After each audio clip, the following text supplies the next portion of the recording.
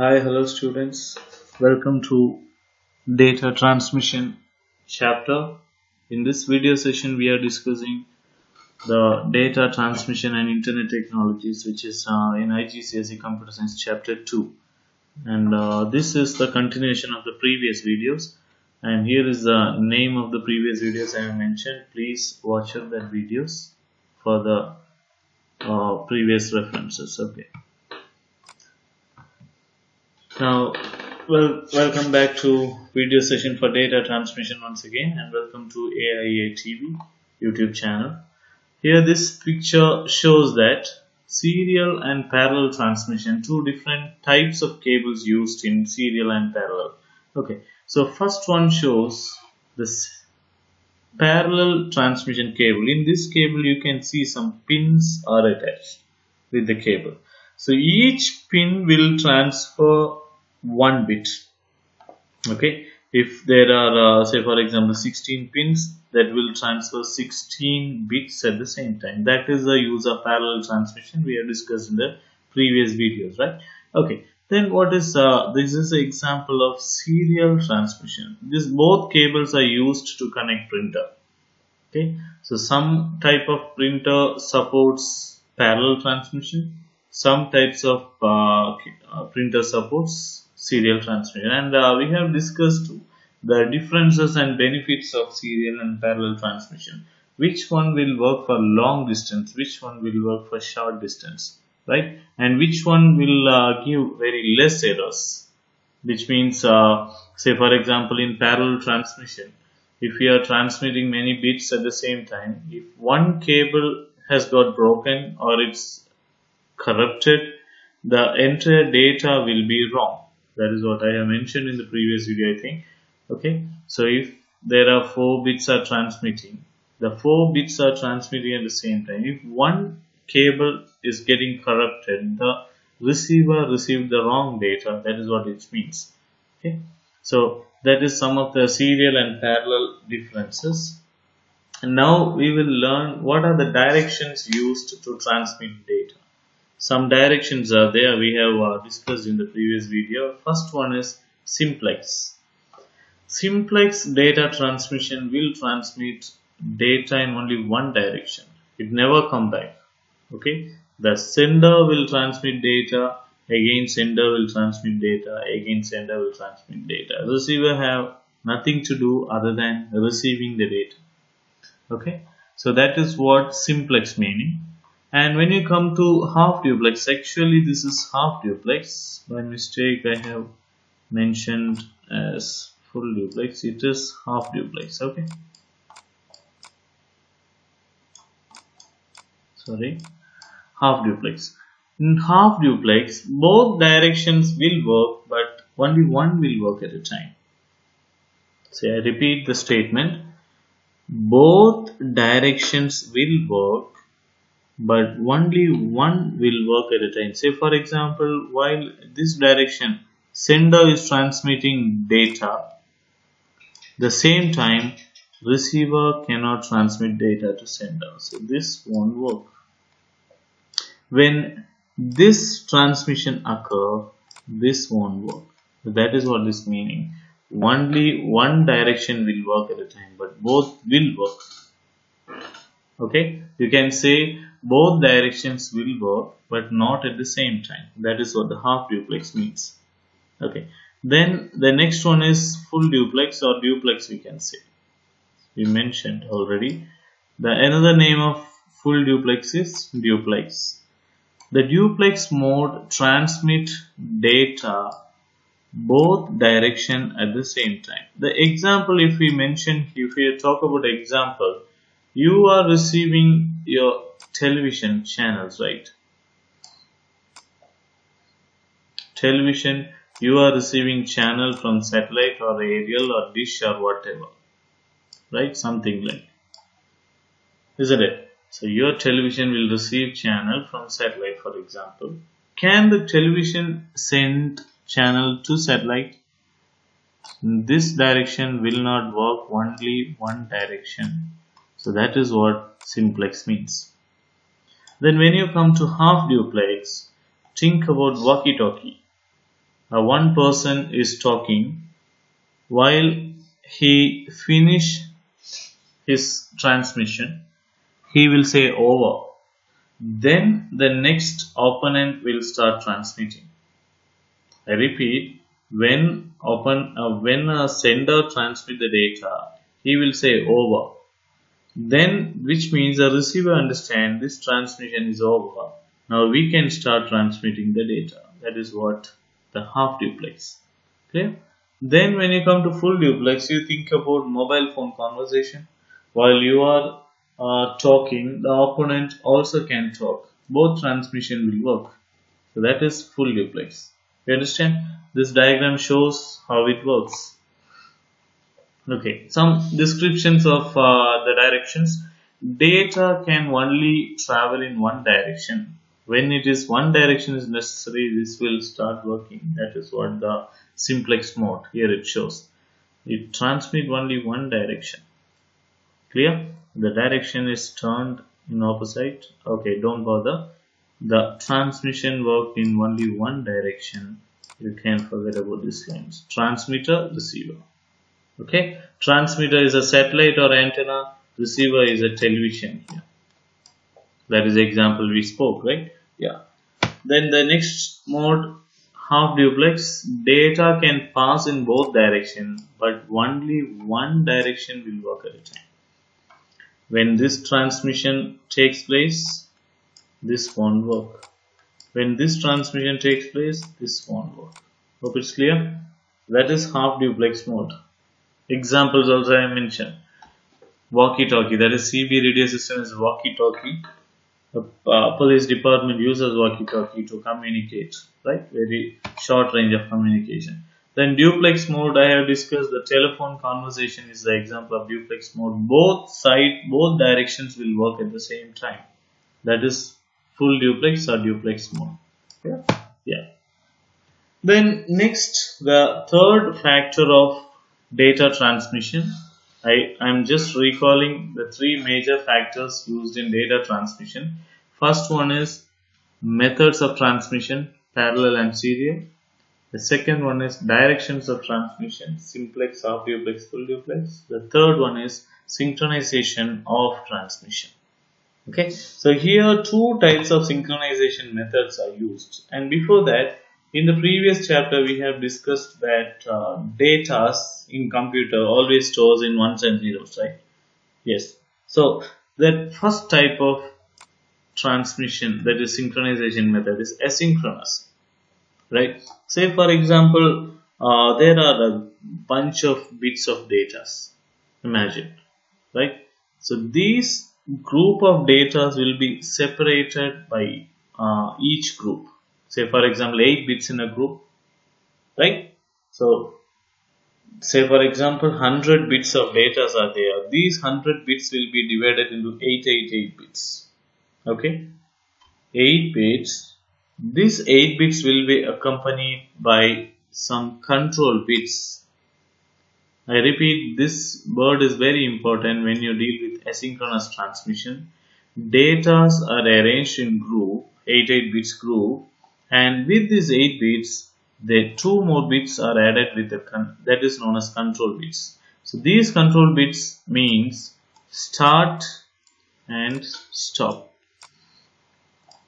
Okay, so I'm just giving an example. There are 100 bits of data. These 100 bits will be divided into separate groups. Okay, so say for example there are 10 groups, 10 bits in a group. Okay, so when the group 1 started transmission, the first bit says start bit, start. Okay, the first bit says start. Once the transmission started, all the data, that is 10 bits, will got transmitting. Here it shows 8 bits, that's okay. I'm just giving an example with 10 bits. So that 10 bits will transfer. Once that is over, the last 11th bit is going to be stop bit.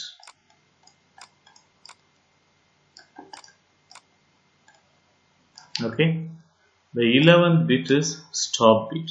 So now the receiver knows that when the data starts and when the data stopped. So that is the main objective of asynchronous transmission. I repeat, when the group of data are separated, that is a number of bits, say example I said it is 100 bits, right? So these total number of bits will be divided into small groups. So these each groups will be accompanied with control bits. What are the control bits? Only two bits are there in this control bits, start bit and stop bit. Start bit will be placed that before the data starts and stop bit at the end of the data. Okay, so here data are arranged in groups separated by control bits. Group pattern are designed by the center. Whether it is 8 bits or 4 bits or 16 bits or 32 bits, the center will decide. Okay, each group of data are added with control bits. What are the control bits? Yeah, it is start and stop bit. Okay, using control bits, when the control bits are added, the receiver will be able to identify when the data starts and stops. That is the important point here, you have to note it down. Here, look at the picture. This is the direction of flow from left to right. Okay, the yellow color bit, which is 0, is a start bit and the last one is stop bit. The sender has decided that, right? Now already one data were transmitted. Once all this is over, the receiver received this one, which means what the receiver will understand, yeah, that is the end of the current transmission. Then it will wait for the next bit, that is start bit. Again the transmission starts and the end one bit will be the stop bit. So this will continue up to the data finishes. Okay, so without control bits, the receiver couldn't separate the data in group. Clear? If imagine there will be no control bits, this 1 1, then again start 1 0 1 0 0 0 like that. The control bits will separate each one as a group. Hope it's clear. So without control bits, the receiver couldn't separate the data in group. So that is asynchronous. Then let's come to the synchronous transmission. It is opposite of asynchronous. Asynchronous used the groups, that is the bits will be divided into groups, right? Here in synchronous transmission, it will not divide it into group. It is a continuous stream of data. All the bits will be transferred in together. Okay, but each one will be divided into blocks. There won't be control bits to separate that. Okay, the bits will start transmitting the stream. It's like a chain of bits. It will start transmitting, but the sender and receiver is synchronized with the CPU clock. Okay, these sender and receiver are synchronized with the CPU clock. Each block of data will have a timing signal. Okay, within this timing signal, the sender and receiver have to finish this block. Okay, so in synchronous, there won't be any control bits. It uses the timing signal. Who is generating timing signal? CPU clock. Okay, when the stream of data transmission started, it will be divided into small blocks. Each block will have the particular amount of time given for the transmission. This time should be very accurate, so that the receiver will reassemble the data in blocks. Say for example, 2 seconds has been given to transfer this block. The sender also knows 2 seconds, the receiver also knows 2 seconds. The receiver will start the timer. Once 2 seconds are over, whatever the receiver received will be arranged as a data in block. Okay, if it is not arranging, all will be together. The data will be contain some errors, it may be. Hope it's clear. So this piece data will receive in 2 seconds, the maximum time. Before 2 seconds, even if it received also, when the 2 seconds over, the receiver will start merging the bits to make it as a data. Okay, so that is what the timing signal generated by CPU clock has been used to synchronize sender and receiver. This timing should be very accurate. The sender and receiver should be follow the same timing given by the CPU. So that is synchronous transmission. Hope it's clear. Now look at these two pictures. The first one shows asynchronous, which uses control bits, as I said. Sender is started transmitting data. The first bit says start bits. Okay. Then the stream of data has been taken place, and this 0 is a stop bit. Okay. Then again the start bits occurred here. Again the data started. Again the 0 is a stop bit. So the flow of data is separated by the control bits. What are the control bits? It is start and stop bits. That is what asynchronous uses. Then when you come to synchronous, each block of data will be divided, and for each block timing signal will be given. Okay. I repeat, this timing should be very accurate, and only the receiver will identify, okay, I have received one block of data, then start reassemble that. You understand? Yes. So the next method, that is not a transmission method, it is a kind of a standard method of transfer, okay, the data transfer. Serial, parallel, simplex, half duplex, full duplex, synchronous, asynchronous, finished. Now this is a USB, which is a standard method used, the latest technology, the standard method used to transfer data between devices, maybe computer to computer or computer to pen drive or any devices. Okay, so that is USB. USB stands for Universal Serial Bus. I repeat, Universal Serial Bus. Now here, this is USB cable and this is USB port. Now look at this picture. Some people will say this is a USB, right? Why we are saying it is USB? The USB is only this much area. Then what we have to say for this device? It is USB drive. Drive means there is a space, something to store. Is there anything to store in the cable? This is a USB cable, right? USB cable, is there anything to store? Which means, is there any space available to store the data? No, it won't be there. This is USB port. Is there any space to store any data? No, it won't be there. This is USB drive, I repeat. In this drive, we can store data. Why it is USB drive? Because the drive which is kept inside will be connected to computer using USB. This is Universal Serial Bus. Okay, so that is why it is saying standard method of transferring files. Okay, now this figure shows USB 2.0 standard. That is our old one. The latest one is USB 3.0 and it is going on. The latest technology. The technology increases. This figure shows USB 2.0, little bit slow in transmission. Right? This transmit in only one way. Okay? This transmit only one way. So the another point here is USB uses asynchronous serial transmission. What is asynchronous serial transmission? Asynchronous means the bits will be added with the control bits.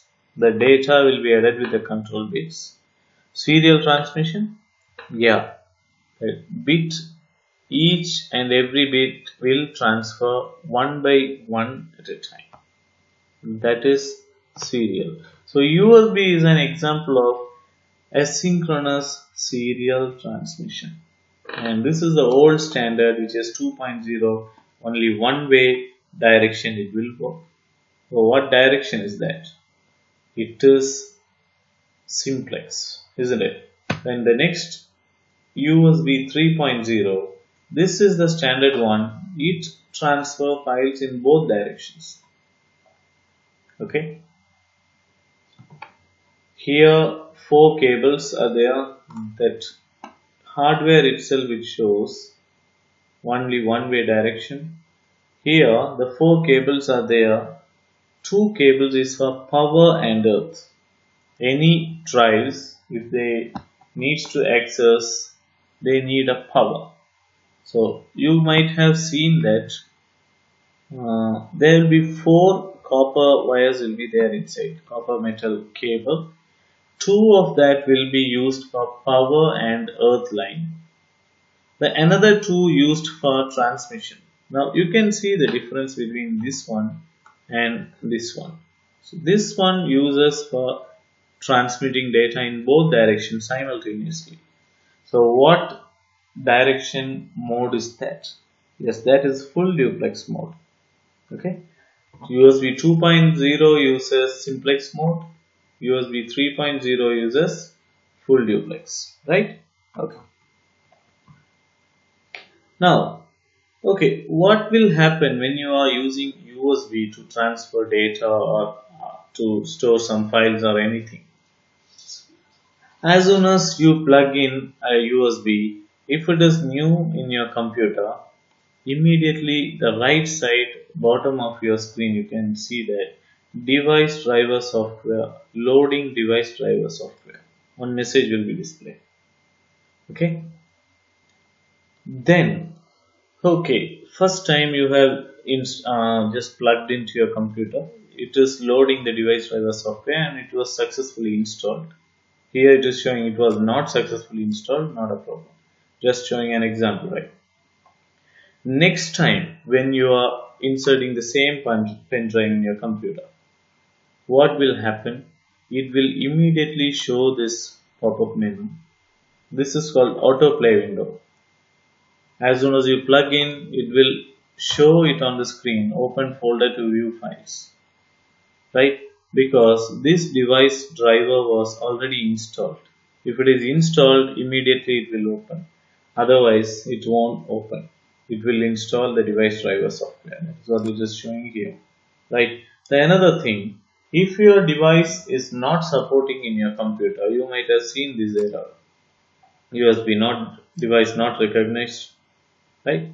So that is also another part. As soon as you plug in your USB device, maybe a pen drive or your memory card reader or a printer cable, anything you are plugging into your computer, these are the things will be processed first. Okay, these are the things will be processed first. So that is the few points, few features about USB drive. And another thing is, you are using this USB in your USB port, right? USB cable. Can you able to plug it in any way which we wish? We can't, isn't it? We can't insert your USB devices any way which you wish. There is a way you have to connect it. Otherwise, it won't go inside. So that is a major part of another feature of USB. That is why we are saying it is a standard method of transmission. It can fit only one way, not in all the ways. Okay? Otherwise, it won't fit in the device port. Hope it's clear. So that is USB. Some of the features and benefit is this is a standard method to transfer files between devices. Okay, and it supports the old USB method, which means the old standard 2.0 will work with 3.0 methods. Okay, that is not, we are not going in detail, just get in a glance. Clear? So that is USB, which is used for transferring files or data between devices. Okay, so thank you for watching. If you have any questions, give the comment. And there is a best computer science textbook I will give the name of the textbook in the comment section. You can just go through that. Thank you. Thanks for watching, and please subscribe the channel if you are not.